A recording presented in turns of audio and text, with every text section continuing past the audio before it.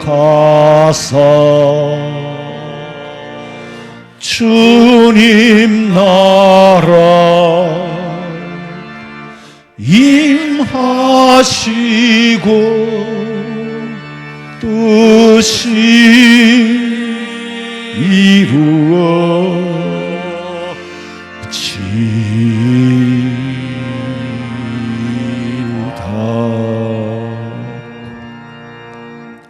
하나님이여, 사슴이 시냇물을 찾기에 갈급함같이 내 영혼이 주를 찾기에 갈급하나이다. 사람들이 종일 내게 하는 말이 네 하나님이 어디 있느냐 하오니 내 눈물이 주야로 내 음식이 되었도다. 살아계신 하나님, 목마른 사슴이 시냇물을 찾듯이 영적 굶주림에 시달려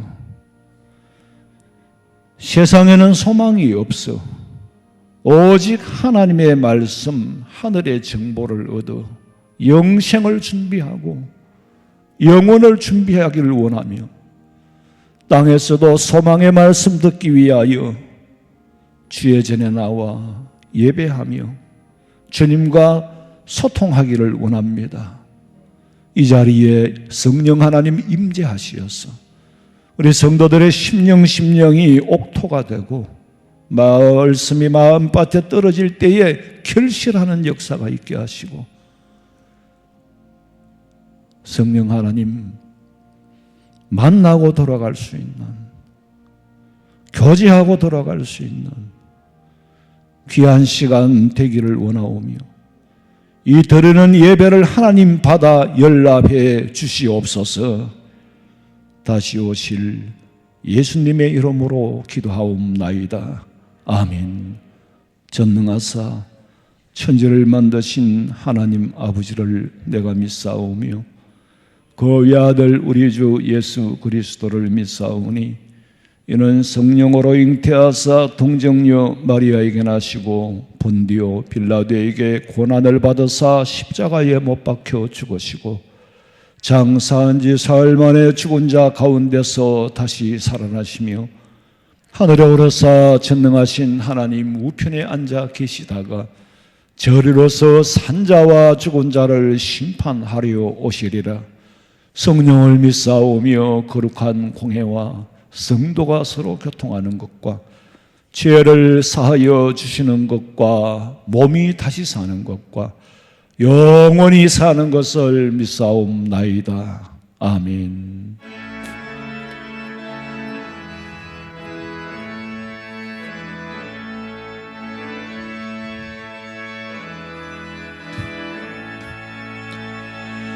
빛나고 높은 보좌와 그 위에 앉으신 주 예수 얼굴 영광이 이같이 빛나네. 해같이 빛나네. 이제 생명 있음은 주님의 은혜요. 저 사망 권세 이기니 큰 기쁨 넘치네. 큰 기쁨 넘치네. 아멘.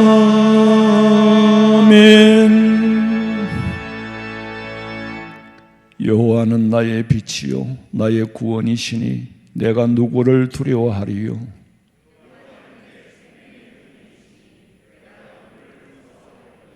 악인들이 내 살을 먹으려고 내게로 왔으나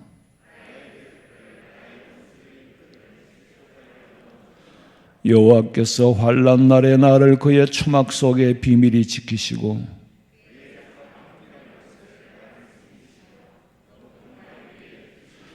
이제 내 머리가 나를 둘러싼 내 원수 위에 들리리니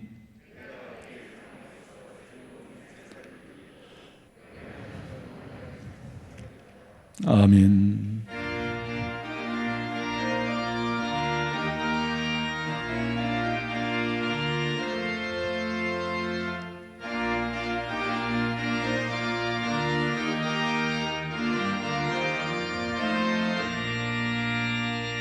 주 어느 때 다시 오실는지 아는 이가 없으니 덩 밝히고 너는 깨어 있어 주를 막 받으라.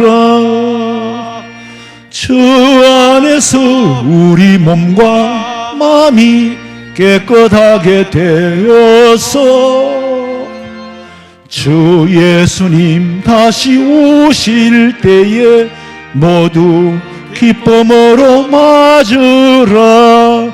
주 오늘에 다시 오신다면 부끄러움 없을까?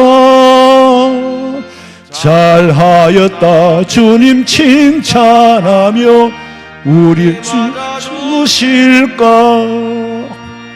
주 안에서 우리 몸과 마음이 깨끗하게 되어서 주 예수님 다시 오실 때에 모두 기쁨으로 맞으라. 주 예수님 맡겨주신 일에 모두 충성하였나?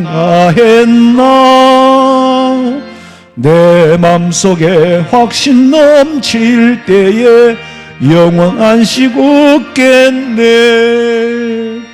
주 안에서 우리 몸과 마음이 깨끗하게 되어서 주 예수님 다시 오실 때에 모두 기쁨으로 맞으라. 주 예수님 언제 오실는지 한밤에나 낮에나 널 깨어서 주님 만난 성도 주의 영광 보겠네. 주 안에서 우리 몸과 마음이 깨끗하게 되어서 주 예수님 다시 오실 때에 모두 기쁨으로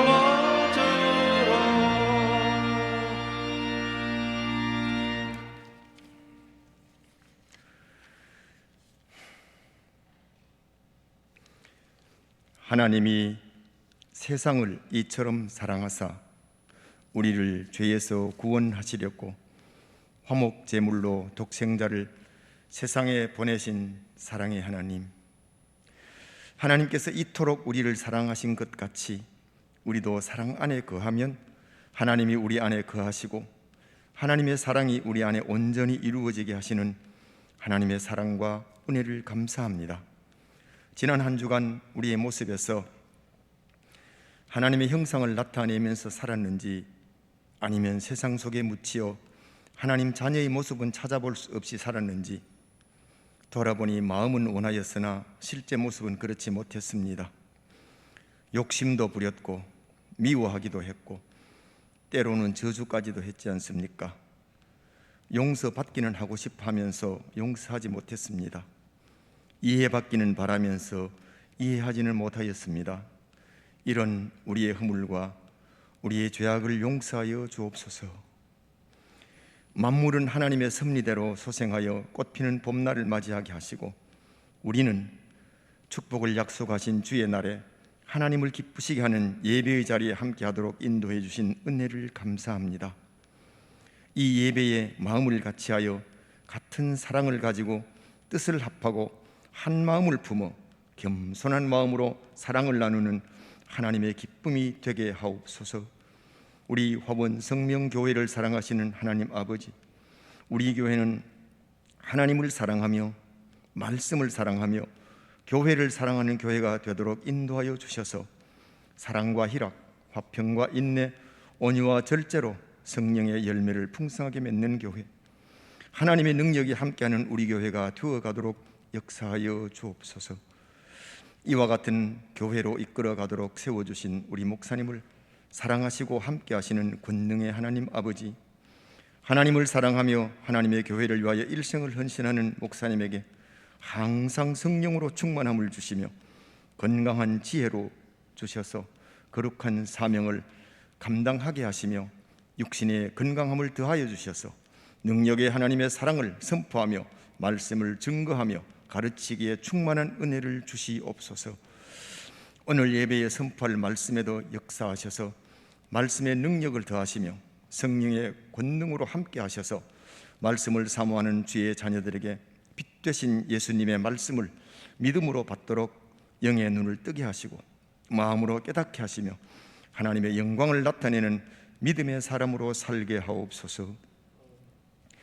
우리나라를 사랑하시는 하나님 아버지, 이 나라는 하나님의 사랑으로 세워진 나라인 것을 온 민족이 깨달아 알게 하셔서 하나님의 사랑을 받는 우리나라 자유민주 대한민국임을 알게 하옵소서. 이 나라를 이끌고 갈 최고 지도자를 새롭게 세우신 하나님, 지도자는 하나님의 뜻으로 세워진 줄 믿습니다. 우리나라의 지도자는 하나님을 두려워하게 하시며 나라와 민족의 앞날을 위하여 올바르게 일하도록 인도하여 주시옵소서. 세계 선교의 비전을 우리 민족과 한국교회에 주신 하나님 아버지, 우리가 이 선교의 사명을 잘 감당할 수 있도록 교회와 나라를 붙들어 인도하여 주셔서 감당할 수 있는 능력과 지혜와 권능을 주옵소서.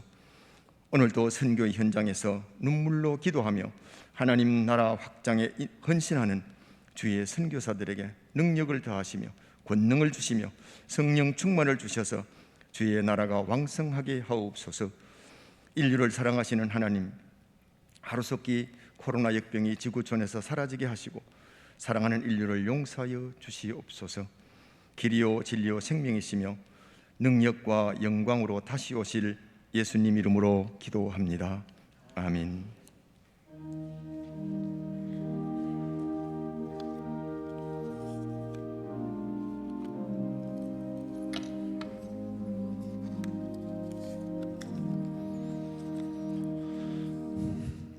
하나님의 말씀은 마태복음 3장 1절에서 3절까지 보겠습니다. 마태복음 3장 1절에서 3절입니다. 그때에 세례 요한이 이르러 유대 광야에서 전파하여 말하되 회개하라 천국이 가까웠느니라 하였으니 그는 선지자 이사야를 통하여 말씀하신 자라. 일러서되 광야에 외치는 자의 소리가 있어 이르되 너희는 주의 길을 준비하라. 그가 오실 길을 곧게 하라 하였느니라. 아멘. 준비하신 예물 드리겠습니다.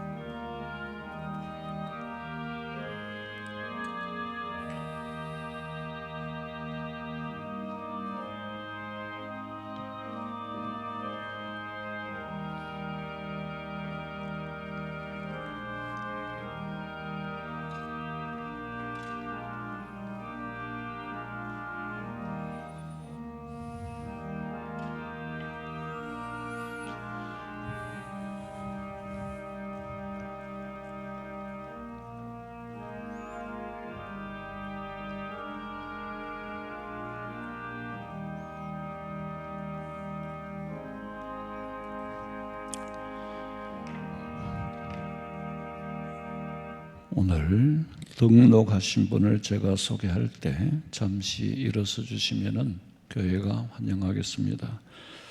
재명숙 집사님이 인도하셨습니다. 김정순님 어디 계십니까? 예. 그리고 다 등록하셨어요? 정유동님, 정진규님 혼자 오셨어?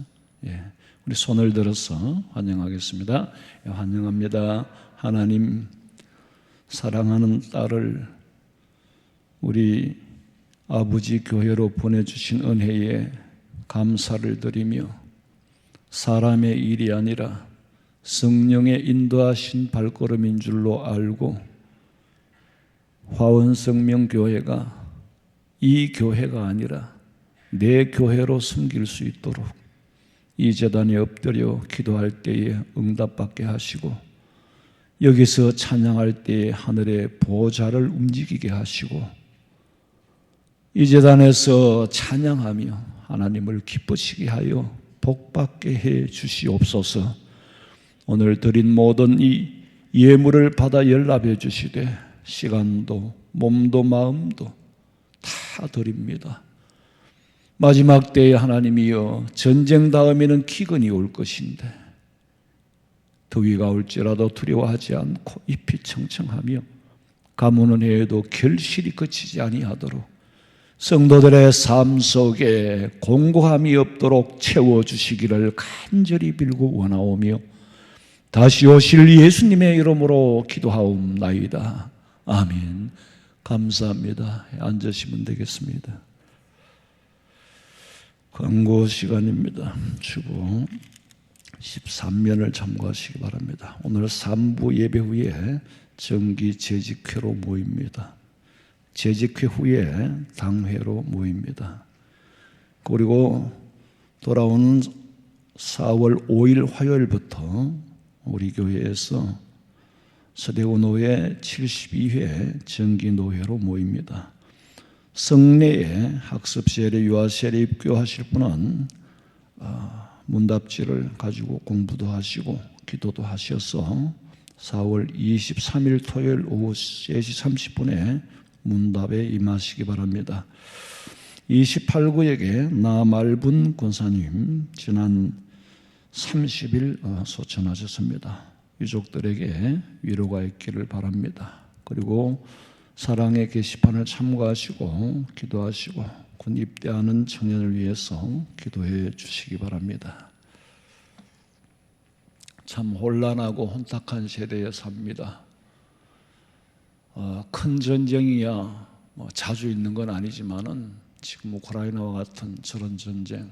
근데 우리가 몰라서 그렇지 이런 모를 나라들도 참 많고 전쟁이 사실은 끝이 없이 끊임없이 이어져 왔습니다. 우크라이나 전쟁 이전에 없었던 게 아니에요.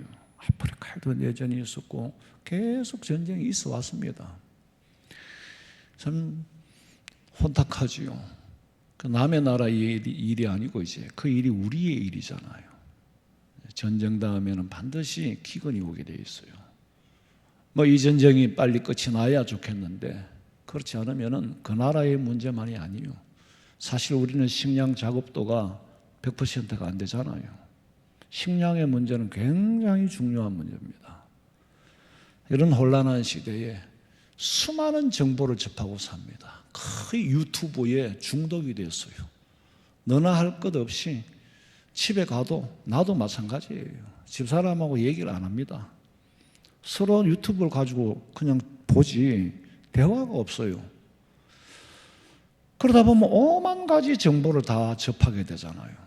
그럼 어느 한 정보에 빠져버리면은 그 AI가 이 사람이 뭘 좋아한다는 걸 알아요. 그래서 계속 그 정보를 띄웁니다. 그럼 거기 빠지게 되고 몰입을 하게 돼요. 계속 정치의 일을 좋아하면 그 정치에 계속 그쪽으로 빠지게 돼요.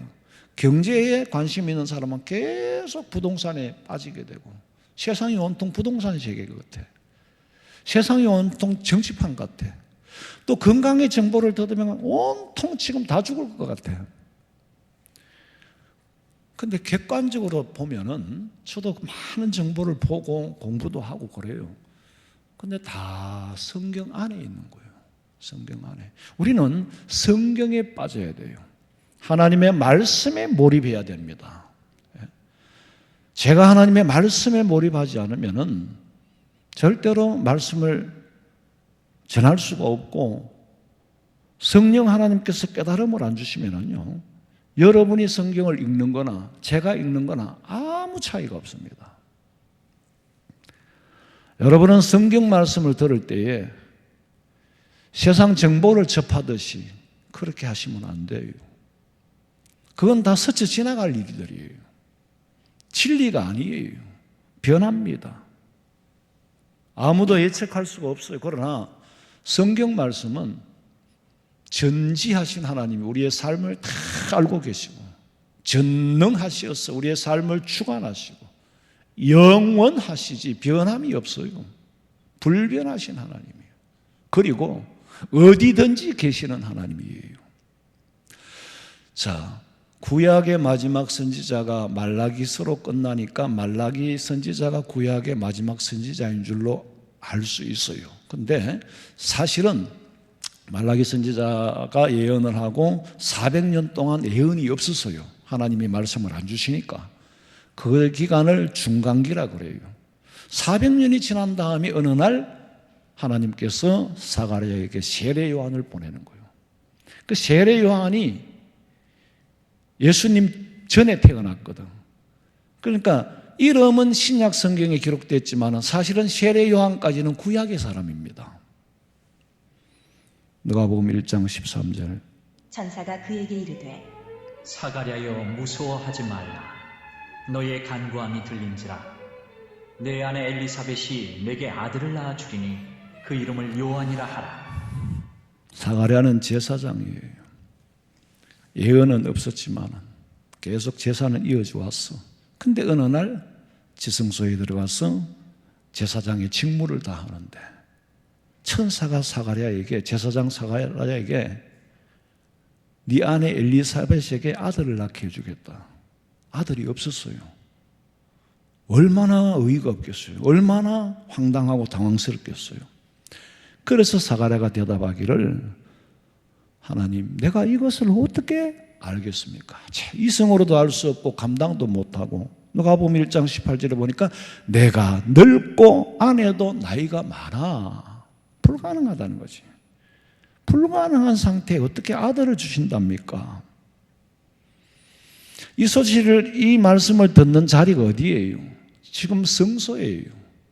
지성소예요. 성소에서 제사를 드리는데 향단 우편에서 천사 가브리엘이 하는 말이 사가랴야, 내가 너한테 아들을 주겠다. 그 성소에서 하나님을 만난 거예요. 성소에서 천사의 소리를 듣는 거예요. 여러분은 예배 가운데서 하나님의 음성을 듣고 예배 가운데서 은혜 받으시기를 주님의 이름으로 축원합니다. 누가복음 1장 19절 읽어봐요. 천사가 대답하여 이르되 나는 하나님 앞에 서 있는 가브리엘이라. 이 좋은 소식을 전하여 내게 말하라고 보내심을 받았노라. 가브리엘 천사. 천사도 다 직무가 달라요. 병과가 달라. 가브리엘은 좋은 기쁜 소식을 전할 때에 가브리엘 천사가 나타나고, 군대 천사는 미카엘이는 군대 천사예요. 근데 가브리엘 천사가 사가랴에게 아들을 주겠다. 그리고 요한을 잉태하고, 그 아내가 엘리사벳이거든. 아내를 잉태하고 아들을 낳을 거다. 그렇게 말씀하신 후에 24절 읽어보세요. 이후에 그의 아내 엘리사벳이 잉태하고 5달 동안 숨어 있으며 이르되 주께서 나를 돌보시는 날에 사람들 앞에서 내 부끄러움을 없게 하시려고 이렇게 행하십니다 하더라. 어쨌거나 사가랴와 엘리사벳 부부에게 하나님께서 아들을 주시겠다. 이름까지 정해주었어. 요한이라 하라. 그리고 가브리엘 천사가 어디에 나타났냐면 마리아에게 또 나타납니다. 마리아에게 나타나서 예수님을 네가 낳을 거다. 메시아 예수를 네가 낳을 거다. 누가복음 1장 31절에 보니까 보라 네가 잉태하여, 마리아를 향하여 하신 말씀이에요. 네가 잉태하여 아들을 낳으리니 그 이름을 예수라 하라. 요한이라 하라. 예수라 하라. 이름까지 지어주었어요. 너무나도 분명한 사실이에요. 이렇게 요한이가 먼저 태어나고 예수님이 태어나서 성장하고 때가 되어서 요한이 외치기를 회개하라 천국이 가까웠느니라. 회개를 해야 하는 이유를 예수님의 때가 가까웠다는 거예요. 그 이유가 예수님이 가까웠다. 아니 예수님이 태어났잖아요 벌써.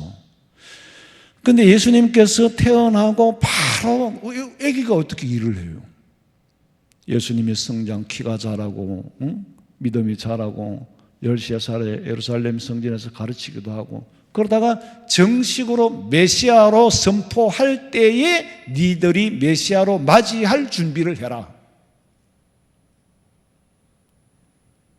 맞이할 준비를 해라. 도대체 이 예언이 얼마 만입니까? 400년 동안 없다가 세례 요한으로 통하여 메시아가 올 거니까 맞이할 준비를 해라. 임박하다. 마가복음 1장 1절부터 읽어보세요. 하나님의 아들 예수 그리스도의 복음의 시작이라.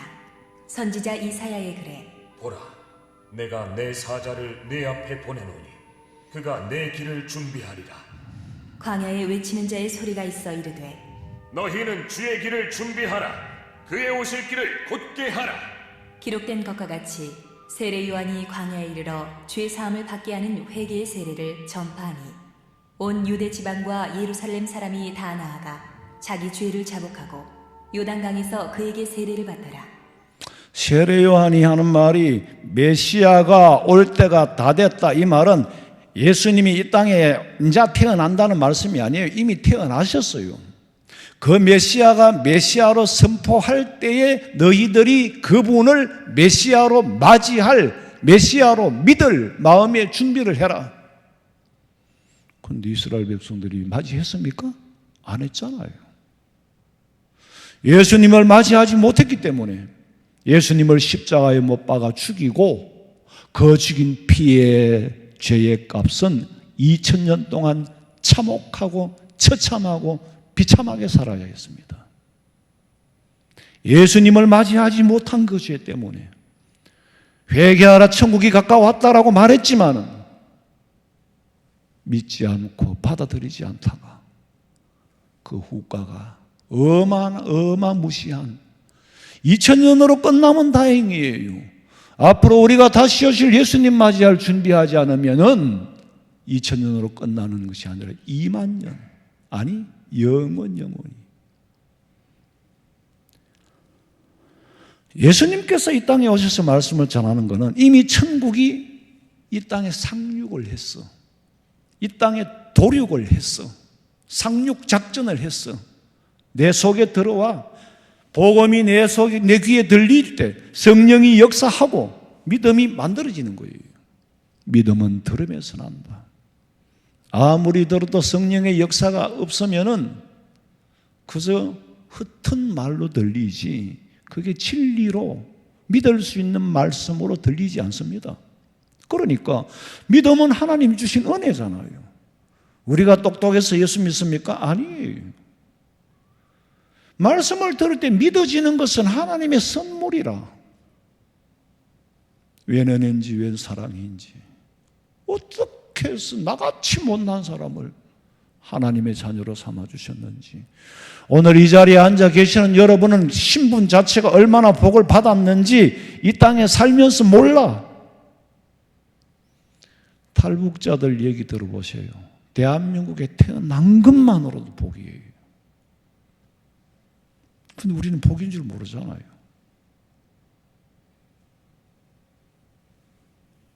우리가 죽어 천당 가봐야 이 자리가 얼마나 귀했던 자리였던가. 지옥 가봐야 내가 예수 믿을 걸 이미 다 늦은 거죠. 예수님이 이제 오셨어요. 마태복음 4장 17절에 이때부터 예수께서 비로소 그동안에 참으시다가 비로소 때가 되었어요. 회개하라 천국이 가까웠느니라. 자, 세례 요한이 천국이 가까웠다 그랬잖아요. 그 다음 또 예수님이 또 천국이 가까웠다 그랬잖아요. 그 말은 같은데 의미는 달라요. 세례 요한이 천국이 가까웠다는 말은 예수님이 오실 때가 가까웠다는 말이고, 예수님이 천국이 가까웠다는 말은 완성된 천국이 가까웠다는 말입니다. 그래서 종말에 있을 천국을 말하죠. already, 이미 왔어. 이미 예수님이 내 마음속에 왔어요. 하나님이 내 마음속에 한번 오시면 떠나지를 않습니다. 내 마음속에 왔어. 때로는 찬송을 부르며 마음의 천국을 누려, 때로는 기도하면서 마음의 평안을 얻어요. 새 힘을 공급받아요.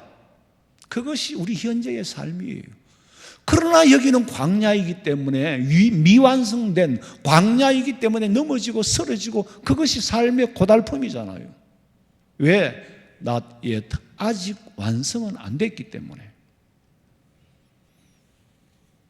이미와 아직 이 사이의 긴장 속에 사는 게 우리 성도들의 광야 생활이에요. 세례 요한이 회개하라 천국이 가까웠다 하고는 예수님이 오신 건 그 간격이 짧았어. 근데 예수님께서 천국이 가까웠다고 말씀을 하셔놓고는 왜 재림을 안 하시느냐? 2000년이 넘었다. 2000년이 넘었는데 왜 아직 안 오시냐 말이에요. 근데 예수님 말씀하시기를 천국이 멀고 더디다는 것은 더딘 게 아니에요. 오래 참으신다 그랬어. 베드로후서 3장 9절을 봐요. 주의 약속은 어떤 이들이 더디다고 생각하는 것 같이 더딘 것이 아니라 오직 주께서는 너희를 대하여 오래 참으사 아무도 멸망하지 아니하고 다 회개하기에 이르기를 원하시느니라. 우리가 생각하기에는 2000년이 지겹고 더딘 것 같지만은 하나님께서는 오래 참으시는 거라고 그랬어. 그리고 2000년이든 2년이든 시간이라는 개념은요, 베드로후서 3장 8절에 보니까 사랑하는 자들아 주께는 하루가 1000년 같고 1000년이 하루 같은 이 한 가지를 잊지 말라. 무슨 말이냐? 시간과 공간을 뛰어넘고 초월합니다. 여러분 이해가 될런지 모르겠는데, 하루가 1000년, 1000년이 하루. 시간이라는 것은 인간의 인식 속에 있는 거지, 인식 속에 있는 겁니다. 시간과 공간의 만남이 창조잖아요. 그렇게 이 창조 안, 공간, 시간과 공간의 만남이 창조니까 시간에도 우리는 제한을 받고 살잖아요. 목사님 빨리 예배 마쳐야 되는데 시간 없는데, 시간의 제한을 받고 살아요. 공간의 제한을 받습니다. 가깝게 있어도 교회까지 오는데 거리가 있잖아요. 다리가 아파, 허리가 아파 못 오시는 분도 있어. 공간의 제한을 받아요. 그런데 예수님의 말씀은 하루가 1000년 같고 1000년이 하루 같다. 시간이라는 개념이 우리의 인식 속에 있는 것이, 실제로 하나님 세계에서는 시간이 없습니다. 공간도 없다니까요. 매일 필요가 없지요. 살아있는 동안에 시간과 공간이 필요하지, 죽은 사람한테는 시간과 공간이 해지가 되어버립니다. 그게 영원이지요. 그런데 우리가 이 시간과 공간의 제한을 받고 사는 우리가 그 천국을 이해를 하겠어? 인간의 이성으로? 대단히 어렵습니다. 시간과 공간이 인식 안에 있지 실제로 존재하지 않는다? 이거 존재하잖아요. 그런데 우리가 죽으면 그 모든 것을 다 뛰어넘어요. 그리고 이 세상도 하나님이 보시기에는 시간차가 없습니다. 한 통이에요. 이 중에는 30살 된 분도 있고 40, 50, 60, 70, 80 되신 분도 있고 뭐. 근데 5살짜리 애기 아들이 봤을 때는 엄마는 아주 오래 살 거라고 생각했어요. 애기들이 보면 엄마가 클 때도 그런 거 있었느냐고. 엄마가 굉장히 옛날 사람으로 보여요. 할아버지 할머니는 그냥 거의 한 고조선 시대에 살던 사람 정도로 생각을 하는 거예요. 그런데 100세를 사신 분들의 얘기를 들어보면, 요새 유튜브에 그 김영석 교수라고, 그분 철학과 교수였잖아요. 100세를 살아보니, 그리고 강연을 하러 다니더라. 그것도 제가 한번 봤어요. 뭐 저는 뭐 뇌과학 연구하는 사람 뭐 어쨌거나 공부를 해야 돼요. 뭐 그걸 가르치는 건 아니지만 내가 알아야 되니까. 근데 그분은 뭐 철학과 교수인데 100년을 살아보니까 참 오래 사는 것 같다고 느껴졌을까? 100년이 금방이라고 느껴졌을까? 금방이라고 느껴지는 거예요. 너무 금방이라는 거지. 여러분 아시다시피 인생은 짧고 예술은 길다 그러잖아요.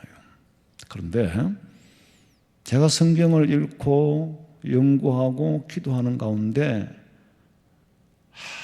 하나님 빨리 예수님 오셨으면 좋겠습니다. 빨리 예수님 오셨으면 좋겠습니다. 왜 이렇게 지겹습니까? 근데 하나님 내 마음에 말씀하시길, 야, 그거 지겨운 거 아니다. 지겨운 거 아니야. 네가 이 땅에 사는 동안에 흔적을 남겨라. 그 흔적은 영원하다. 흔적을 남길 수 있는 시간은 짧아. 뭘 지겹다 그래. 흔적을 남길 수 있는 시간은 짧지만은 그 남긴 흔적은 천년이 가도 만년이 가도 예수님 앞에서는 영원합니다. 보세요. 옛날에 석기시대 때의 유물들 거기에 보면 막 그림을 그려놓고 그 사람은 벌써 죽은 지 오래됐어요. 근데 그 흔적은 그대로 남아있잖아요. 우리는요 굉장히 짧은 한 시대의 친구들이에요. 이 시대의 친구들이야. 이전 시대는 갔고 우리 시대에 살고 우리는 또 가고 또 시대가 오는 거예요. 여러분 새겨들어야 될 것은 이 땅에 살면서 하나님 앞에 흔적 남길 수 있는 시간은 짧아요. 그러나 그 남긴 흔적은 영원하다는 거죠. 그 흔적을 가지고 하나님 앞에 상급도 받고 멸관도 받고 그 한 번 잘못 새긴 흔적 때문에 세상에서 무기징역을 사는 거예요. 한 번의 실수로 흔적이 사라지지를 않아.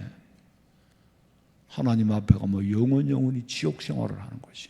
그러니까 말 한마디도 행동하는 것도 흔적을 잘 남겨야 돼요. 함부로 살 수가 없다는 거지. 그러기에는 100년도 짧아요. 원건 통시보로 보면은 창조의 때에서 종말까지는 한 통 안에 있는 거지 시간차가 없습니다. 우리가 느끼기에 시간차가 있는 거지. 공간의 개념도 마찬가지예요. 저는 집에서 교회 오는데 한 3분만 오면 돼요. 그래도 허리가 아프고 다리가 아플 때는 이 거리가 너무 먼 거야. 이 공간의 제한을 받지 않을 수가 없잖아요. 여러분 뛰나가 보세요. 뛰나가지는 거 아니에요. 벽을 뚫고 뛰나갑니까? 공간의 제한을 받아요. 망망대해에 배를 타고 가도 배 안에 갇혀 있으면은 그 공간의 제한을 받으니까 갑갑해요. 답답해요. 근데 갑판에 올라가면 막 끝없는 수평선 있잖아요. 공간의 제한을 안 받는 거예요. 내가 이해를 돕기 위해서 하는 말씀이에요. 사람이 죽으면 시간과 공간의 해지가 됩니다. 죽은 사람은 놔두고 초상은 급할 게 없어요. 몸을 가지고 사니까 시간이 있다 없다, 집이 넓다 좁다, 창고를 만들 공간이 있다 없다 하지 죽고 나면은 아무것도 거기 의미가 부여되지 않습니다. 자, 제가 오래전에 목사님 두 분하고 저하고 셋이서 몽골 선교를 가려고 5개월 전부터 계획을 하고 비행기표를 사고 준비를 하고 강의 준비도 하고 설교 준비도 하고 그렇게 했어요. 때가 됐어. 저는 사실 대구에서 인천공항까지 가는 것 자체가 이미 내한테는 무리예요. 저는 정말 제일 힘드는 게 비행기 타는 거예요. 그래서 참 어디 가는 게 마지못해 가기 싫어요. 근데 도저히 제 힘으로는 좀 감당하기 어렵겠다 싶어서 미리 하루 전날 공항 근처에 가서 자고 3시간 전에 공항에 나가서 체크인을 하고 탑승을 하려고 기다리고 있는데 대구에서 올라와야 될 목사님이 안 오는 거예요. 시간이 다 돼가는데. 그래 전화를 했더니 2천 휴게소래. 비행기 좀 붙잡아 달라는 거야. 비행기를 어떻게 붙잡니까? 예? 무엇도 안 붙잡힙니다. 시간 되면 가요. 하도 어이가 없어서. 그 나도 답답하니까 할 수 없어. 그래서 이제 항공사에 카운터에 갔어요. 몽골 항공사. 몽골 항공이 사거든. 비행기 값이 대한항공보다 훨씬 사요. 그럼 항공사에 가서 사정을 얘기했더니 너무 어이가 없잖아요. 선생님 비행기 처음 타십니까? 그러더라고. 그건 아닌데 사실 이러한데 행여나 방법이 있으면은 해달라 그랬더니 그 몽골 항공사는 카운터를 차지하고 있는 게 아닙니다. 작은 항공사들은 자기 시간에 탑승 시간에 미리 보딩을 하고는 카운터를 그다 버리고 딴 항공사가 들어옵니다. 이 카운터를 비워줘야 되고 그 다음에 컨베이어 라인도 짐을 실으면은 걸로 가야 되는데 몽골 항공은 멀어요. 지금은 2층사가 있는데 옛날에는 1층사에 101게이트부터는 지하철 타고 터미널 2터미널로 갑니다. 2층사로 가는 게 2터미널로 가요. 그러니까 언제 와가 체크인도 이미 못합니다. 이미 공항에 이걸 거다 본다니까 2시간 반 전, 2시간 전 그래도 한 40분 남겨놓고는 접수를 거다 버립니다. 그때는 이미 붙여봤자 안 되니까 늦으니까 밑에 가서 쭉 싣고 가야 돼, 또 가야 되는데 어떻게 됩니까?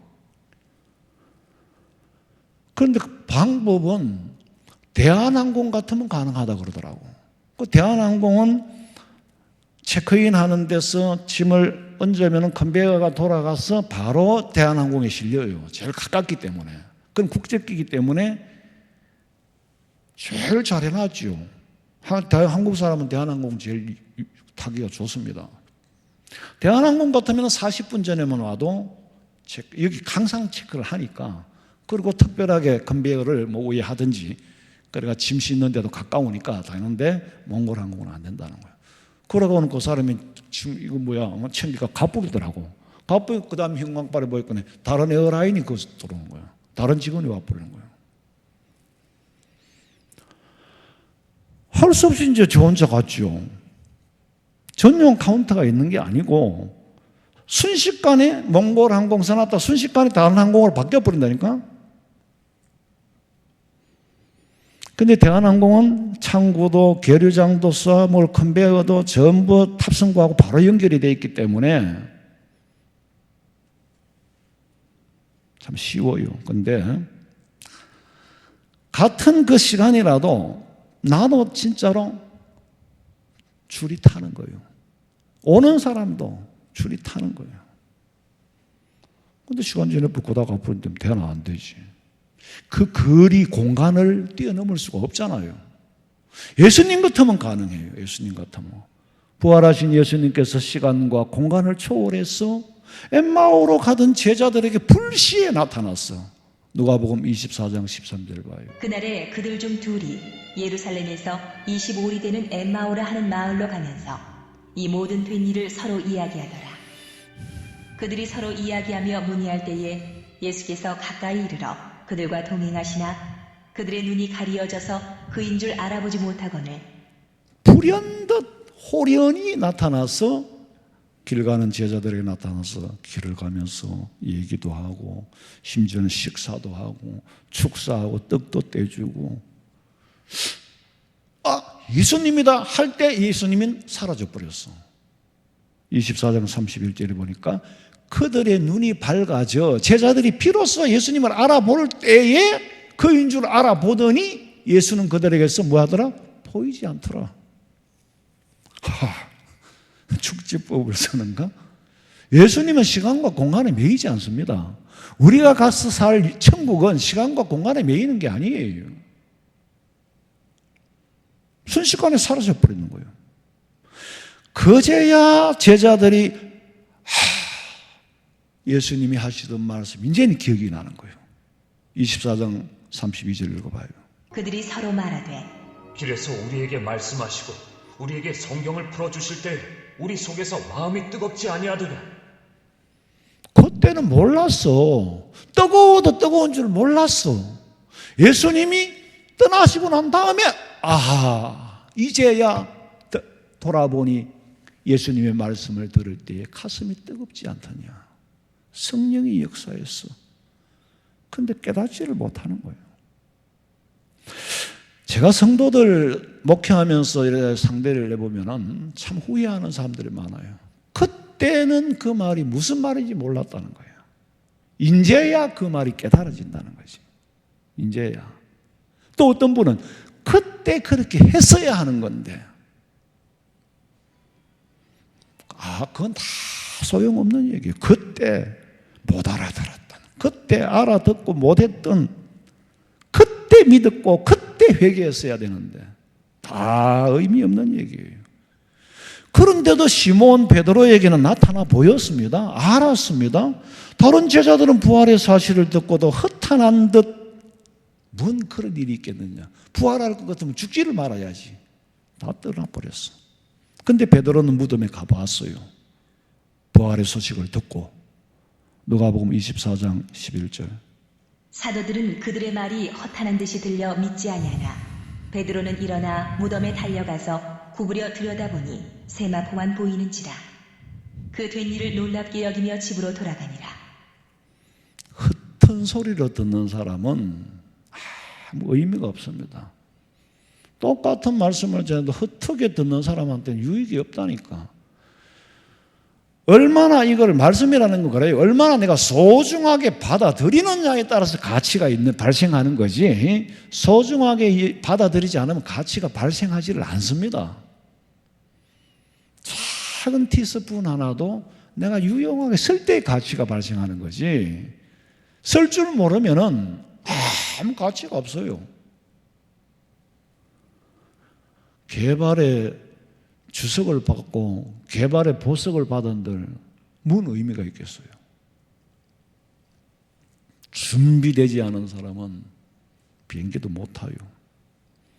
아니 몽골에 갈 계획을 5개월, 6개월 전에 계획을 하고 다 준비하고 날짜와 시간까지 정해놨잖아요. 항공권은 발권을 받았으니까 날짜와 시간까지 정해놓고 간다고 준비를 했는데 문제는 때를 놓쳐버린 거예요. 신랑을 기다리던 10처녀 중에 5처녀, 그 10처녀 전부가 신랑이 올 줄로 알았어요, 몰랐어요? 다 알았습니다. 다 알았다니까. 아니까 준비하고 기다리지. 오는 건 틀림이 없어요. 그런데 깨어 근신하지 못하고 5처녀는 졸며 자고 준비가 없다 보니 기름이 떨어졌는지 말은지도 모르는데 기름이 떨어진 줄 아는 순간은 이미 늦어버렸어. 몰라가지고 준비를 못한 게 아니에요. 알았습니다. 알고도 준비를 안 한 거죠. 아니 비행기 타는 거 다 약속해놓고 다 티켓 다 발권해놓고 다 해놨는데 그날 늦은 거예요. 그날 늦었어. 그 비행기 탈 시간이 지나고 난 다음에 시간이 10시간이 있어도 소용없는 시간입니다. 의미 없는 시간이라니까. 그날 그 시가 중요하지. 그렇잖아요? 낮에 비행기 탈 사람이 새벽에 가도 별 나머지는 의미가 없어요. 물론 미리 가서 준비 다 한 사람이 여유가 있어. 이제 여유가 생기는 거예요. 구경도 하고 여유가 생기는데 급한 사람은 눈에 보이는 게 없어요. 꽃이 보이겠어요? 차가 보이겠어요? 사람이 보이겠어요? 하루가 24시간이지만 비행기 탈 수 있는 시간은 정해져 있습니다. 기회를 놓친 거죠. 다 알면서도 5, 10처녀가 다 알면서도 2,000년을 주면 뭐합니까? 3,000년을 줘도 준비를 안 하는 사람, 때를 놓치는 사람, 세월을 아끼라 때가 악하다. 그 때를 놓치고 나면은 이전의 시간도 의미가 없고 때를 놓치고 나면 이후의 시간도 의미가 없어요. 제자들은 예수님이 재림의 때를 물었어.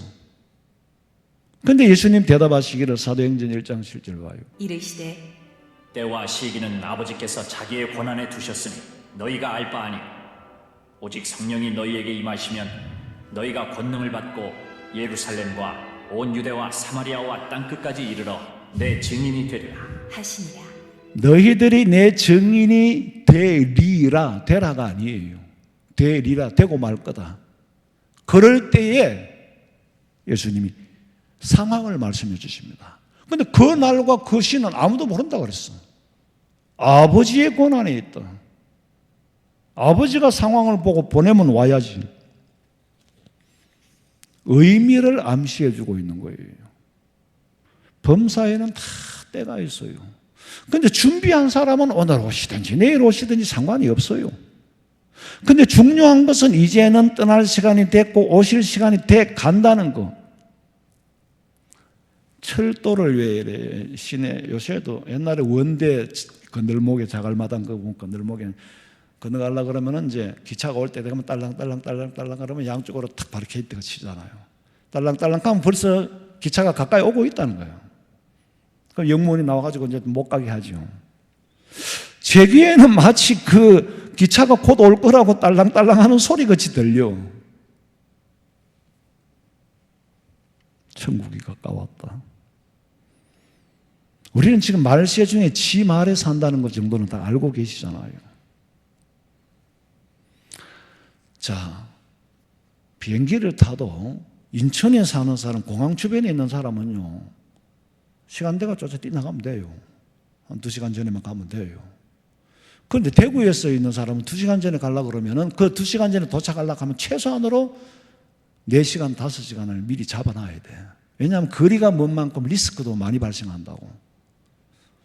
집에서 요 오는 데는 별로 뭐 리스크가 발생할 이유도 없어요. 내가 넘어져가 자빠져도 누가 안고 오면 되고. 거리가 멀면 문제가 달라. 사람 인원 숫자에 따라서 또 문제가 달라져요. 어떻게 가다 보면 또 너무 일찍 가서 막 많이 기다려야 되지만 그래도 그거는 여유가 있는 거고. 한 사람이 가는 거하고 10사람이 가는 거하고는 전혀 다릅니다. 덩치가 크기 때문에 움직임이라든가 모든 게 둔해져요.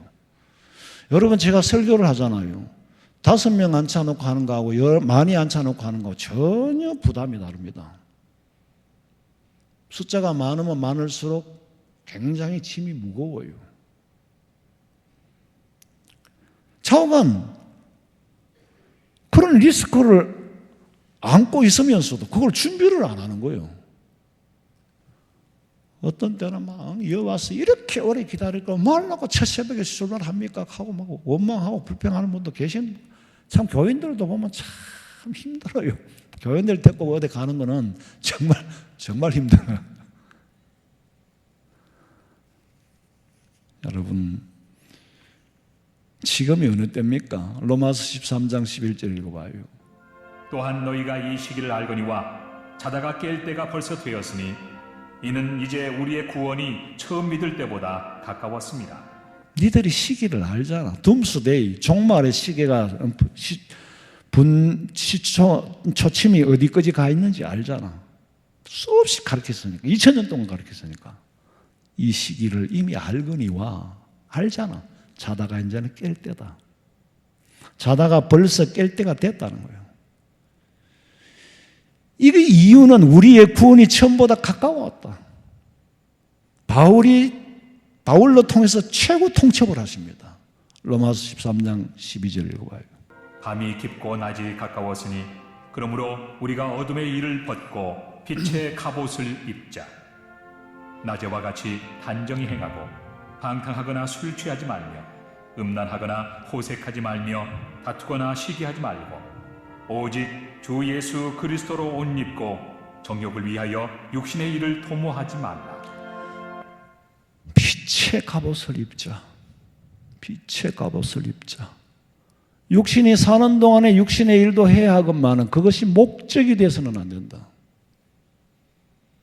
여러분 분명히 역사라는 인류 역사는 시작이 있고 끝이 있습니다. 하나님의 역사는 시작도 없고 끝도 없다고 지난주에 말씀드렸죠. 그런데 인류 역사는 시작이 있고 반드시 끝이 있습니다. 전염병도 여러분 델타부터 알지만 사실은 알파가 있었습니다. 알파, 베타, 델타, 감마, 지금 오미크론 그건 헬라어 알파벳 숫자거든요.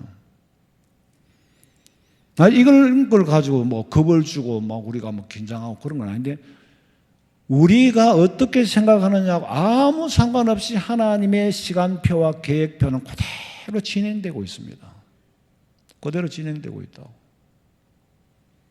유튜브에 중독돼가 빠져들지 말고, 마늘 장아찌 담는데 빠져들지 말고, 예? 주식이 뭐 올라가는데 빠져들지 말고, 중요한 거는 모든 것을 통틀어서 다스리시는 하나님의 정보를 듣는 게 중요해요. 자다가 깰 때다. 믿음 준비해서 당황하지 않고 때를 놓치는 자가 한 분도 없기를 주님의 이름으로 축원합니다. 살아계신 하나님, 이미 자다가 깰 때가 벌써 되었다고 했습니다. 회개하라, 천국이 가까웠다고 했습니다. 어느 면으로 어떻게 생각하든지 아무리 봐도 주님 오실 날이 가까워옴을 느끼게 성령께서 우리에게 느낌을 주십니다. 믿음 준비하여 주님 오늘 밤 오신다 해도, 내가 오늘 밤 주님 앞에 선다 해도 부끄러운 구원받지 않도록 이 땅에 살면서 좋은 흔적을 남기게 해 주시옵소서. 진심으로 예배할 수 있는 은혜 주셔서 감사하옵고 다시 오실 예수님의 이름으로 기도하옵나이다. 아멘.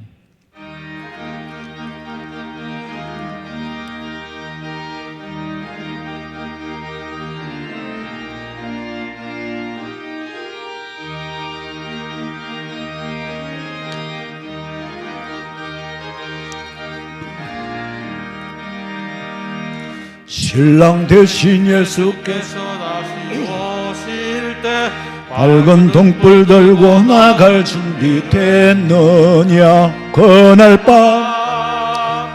밤에 주님 맞을 등불이 준비됐느냐.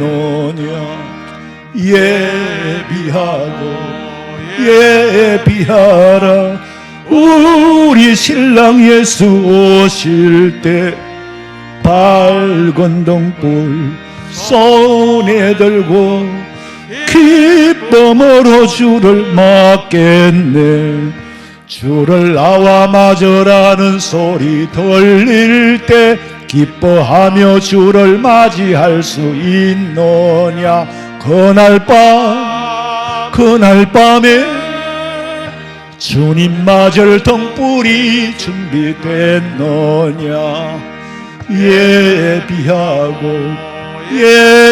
예비하라. 우리 신랑 예수 오실 때 밝은 등불 손에 들고 기쁨으로 주를 맞겠네. 항상 깨어 기도하며 거룩한 기름 준비하지 않고 주를 맞지 못하리. 그날 밤에 주님 맞을 등불이 준비됐느냐. 예비하라. 우리 신랑 예수 오실 때 밝은 등불 손에 들고 기쁨으로 주를 맞겠네. 그날 밤에 영화로운 혼인잔치에 기뻐하며 할렐루야 찬송 부르리. 그날 밤에 주님 맞을 등불이 준비됐느냐.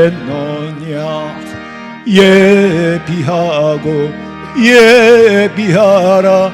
우리 신랑 예수 오실 때 밝은 등불 손에 들고 기쁨으로 주를 맞겠네. 지금은 우리 주 예수 그리스도의 은혜와 하나님 우리 아버지의 그 크신 사랑과 성령의 위로하심과 교통하심이 주의 전에 나와 다시 오실 예수님 맞이할 믿음 준비하기를 소망하는 우리 성도들의 머리 위에 가정과 직장과 사업장과 자녀들의 앞길과 마음에 소원하는 그 모든 일들 위에 지금으로부터 영원토록 함께 있을지어다. 아멘.